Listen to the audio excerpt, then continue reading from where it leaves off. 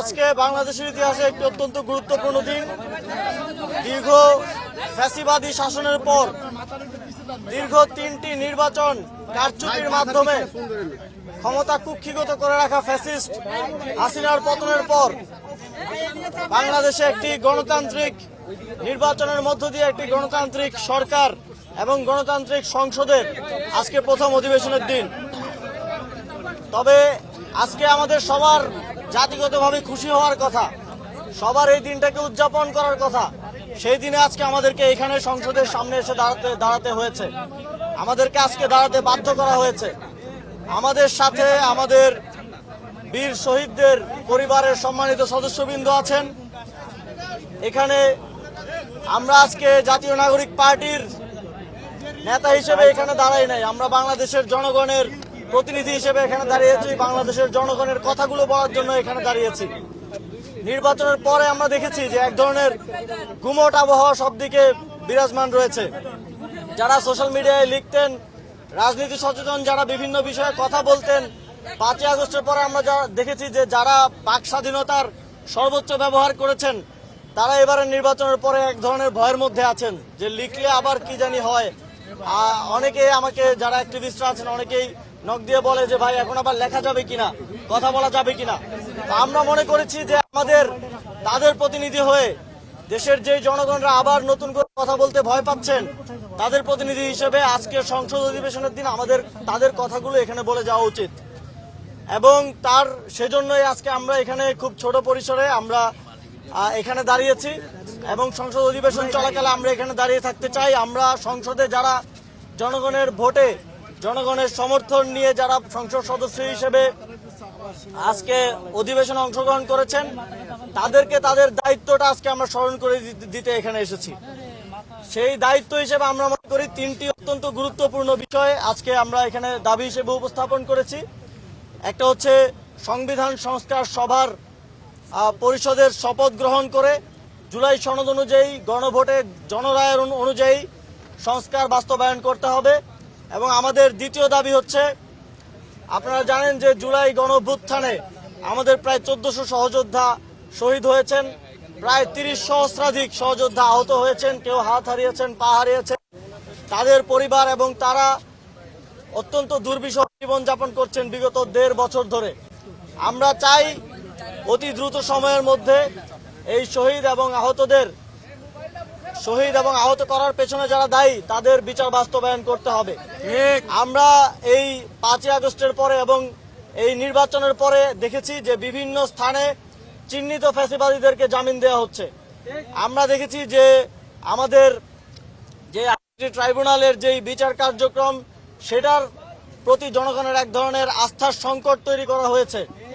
আমরা এই বিষয়গুলোতে আবারও শহীদ পরিবারদের এবং শহীদদের প্রতি ইনসাফ কায়েম করার জন্য এই বিষয়গুলোতে সরকার যেন সদিচ্ছা প্রকাশ করে এবং যারা সংসদে আমাদের প্রতিনিধিরা আছেন তারা যেন সোচ্চার থাকেন সেই দাবি এখান থেকে জানাচ্ছি।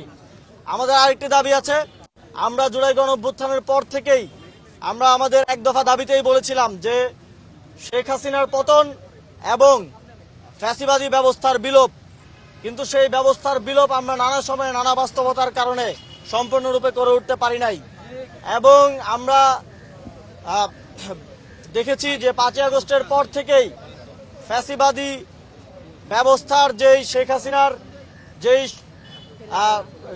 রেখে যাওয়া রাষ্ট্রপতি তাকে অপসারণের দাবি বিভিন্নভাবে বিভিন্ন নাগরিকদের প্ল্যাটফর্ম থেকে উঠে এসেছে। সে সময় আপনারা সংবিধানের দোহাই দিয়ে নানা ধরনের সংকট এবং অস্থিতিশীলতার কথা বলে তাকে অপসারণ করতে দেন নাই। আমরা চেষ্টা করেছি, রাজপথে আমাদের সহযোদ্ধারা চেষ্টা করেছেন, সেটা আপনারা হতে দেন নাই। কিন্তু এখন তো কোনো সাংবিধানিক সংকটের কোনো সিচুয়েশন নাই। এখন সংসদ বসেছে, সংসদ লিগেলি এই রাষ্ট্রপতিকে অভিশংসন করতে পারে। এবং আমরা জানি যে এই সংসদে যারা আছেন আমরা বিশ্বাস করি যে তিনি বিএনপির হন, জামাতের হন, এনসিপির হন কিংবা অন্য যে কোনো দলের হন, জুলাই গণঅভ্যুত্থানে তাদের গুরুত্বপূর্ণ অবদান আছে। তারা রাজপথে ছিলেন, তারা এই গণঅভ্যুত্থানে নানাভাবে সহযোগিতা করেছেন। যারা সংসদে আছেন তাদের অনেকেই শেখ হাসিনার ফ্যাসিবাদী সরকারের নির্যাতন জুলুমের শিকার হয়ে কারাগারে ছিলেন, অনেকেই নির্বাসনে ছিলেন, দেশের বাইরে ছিলেন।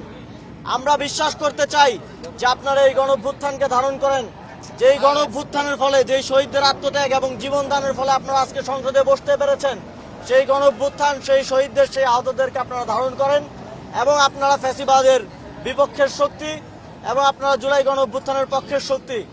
আমরা আপনাদের কাছে আপনারা যদি আপনাদের ভোটারদের কাছে, আপনাদের কনস্টিটিউয়েন্সিতে যারা আপনাদেরকে ভোট দিয়ে জয়ী করেছেন, তাদের কাছে মুখ দেখাতে চান, আবার এলাকায় ফিরে গিয়ে তাদের সামনে বুক ফুলিয়ে মাথা উঁচু করে কথা বলতে চান, তাহলে অবশ্যই ফ্যাসিবাদের সর্বশেষ যেই চিহ্ন এবং সর্বশেষ যেই প্রতীক এই রাষ্ট্রপতি চুপ্পু এখানে আছে, তাকে আপনাদেরকে অপসারণ করতে হবে।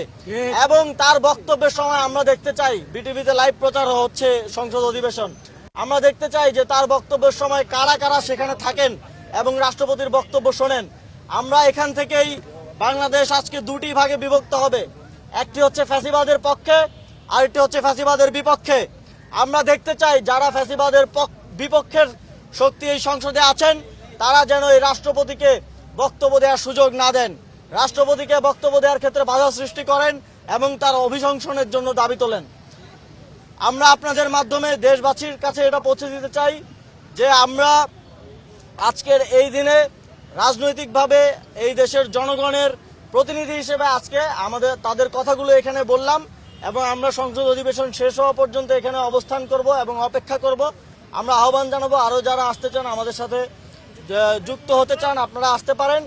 আমরা দেখতে চাই আজকে সংসদে কারা এই দেশের পক্ষে অবস্থান নেন, কারা ফ্যাসিবাদের বিপক্ষে অবস্থান নেন, কারা জুলাই গণঅভ্যুত্থানের পক্ষে অবস্থান নেন, কারা শেখ হাসিনার বিপক্ষে অবস্থান নেন, এটা আজকে স্পষ্ট হয়ে যাবে।